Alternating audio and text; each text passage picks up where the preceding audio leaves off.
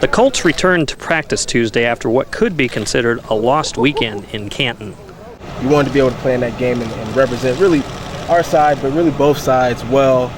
So to not be able to play was disappointing, but we have to move on. We're focused on having a great practice today, and sometimes that's how the cookie crumbles.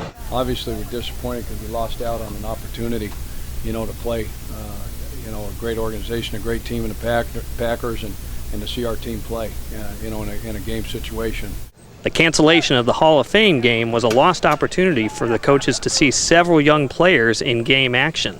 So we didn't see, who could block for real, tackle in space, play special teams, especially the back end of the roster.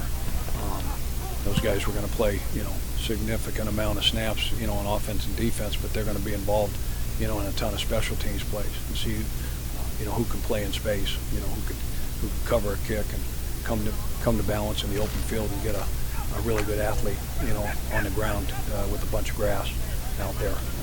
So we didn't get to see that stuff, and we didn't get to see, if the game was too big, for some guys, being under the lights for the first time. But Coach Chuck Pagano says the team will adjust accordingly going forward. As we looked at it, we were going to basically treat, 1 and 2 as one. Now we missed out, on those snaps, in week 1, and so we'll adjust. We'll go back and look at it. We'll see how this week goes. We'll look at our depth situation, our injury situation, who we get back, make sure nobody else, goes down, so to speak, and then, we'll make an assessment and adjustment based on that. Get the guys the appropriate amount of reps.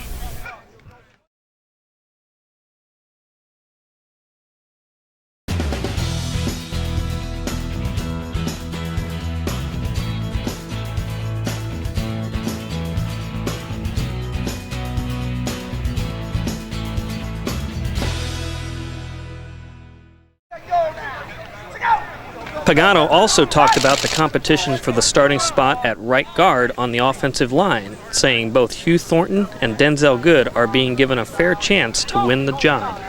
We've got competition at that right guard spot, and so between Hugh and Denzel, we felt good at the right tackle spot. Joe's played a ton of football there.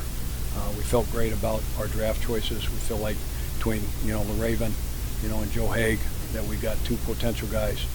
Joe's been playing lion's share inside, but he's, got some reps, at the right tackle spot. LaRaven's going to be an outstanding player, so we felt good about that. And, really, with Ryan inside, the biggest question mark was, at right guard. In my mind and everybody else's mind, and probably in your guys' opinion. So, put those 2 guys there and give them equal opportunity to earn the job. Equal reps, with the 1s and 2s, and let the center shake out.